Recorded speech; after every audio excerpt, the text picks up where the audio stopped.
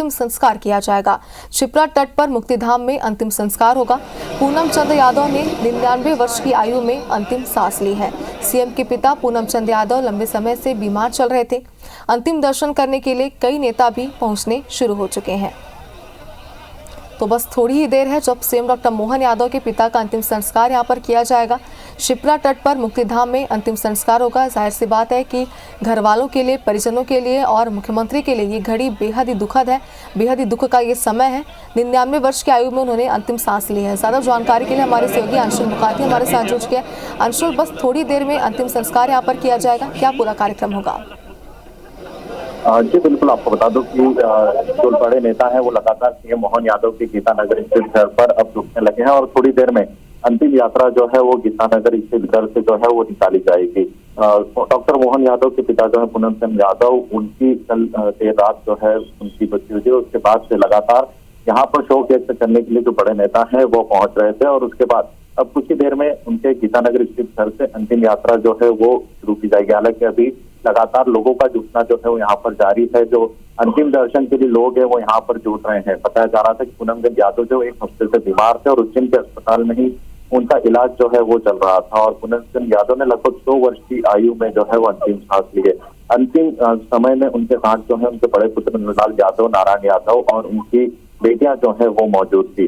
जो पूनम चंद यादव है, डॉक्टर मोहन यादव के पिताजी है, वो अपने पीछे 3 बेटे को छोड़ के गए, जिसमें सबसे बड़े नंदलाल यादव, नारायण यादव है और सबसे छोटे पुत्र डॉक्टर मोहन यादव है। इनके साथ ही 2 पुत्रियां जो है डॉक्टर मोहन यादव की जो बहनें हैं, श्रीमती कलावती और शांति देवी भी यहाँ पर है।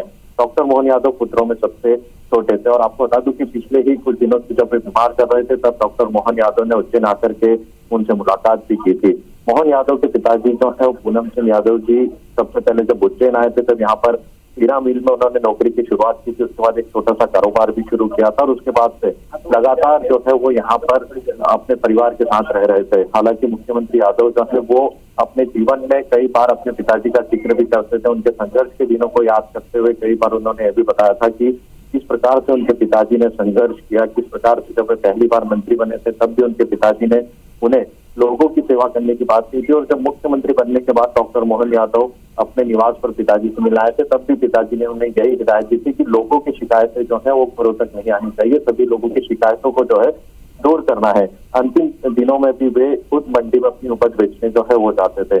पूनम चंद यादव जी का जब निधन हुआ है उसके बाद से लगातार उज्जैन में भी शोक की लहर है और कई बड़े नेता जो प्रदेश के हैं वो आज उज्जैन पहुंचे हैं। कुछ ही देर में वीडी शर्मा जो है भाजपा प्रदेश अध्यक्ष, वो भी डॉक्टर मोहन यादव के घर पर पहुंचने वाले और यहीं पर वे जो मोहन यादव के पिताजी है पूनम चंद यादव, उनको श्रद्धांजलि देंगे। इसके साथ ही ज्योतिरादित्य सिंधिया केंद्रीय मंत्री जो है वे भी अंतिम यात्रा में शामिल होंगे। इसके साथ ही कई बीजेपी के विधायक और भाजपा संगठन के जो बड़े पदाधिकारी है वे भी यहाँ पर मौजूद है और वे भी अंतिम यात्रा में यहाँ से उनके साथ शामिल होंगे। जी अंशुल, जैसा कि आपने भी कहा, हमने भी कई बार सुना था कि अपने कई सारे कार्यक्रमों में मंच पर मुख्यमंत्री ने अपने पिता का जिक्र किया था, उनके संघर्ष को याद किया था।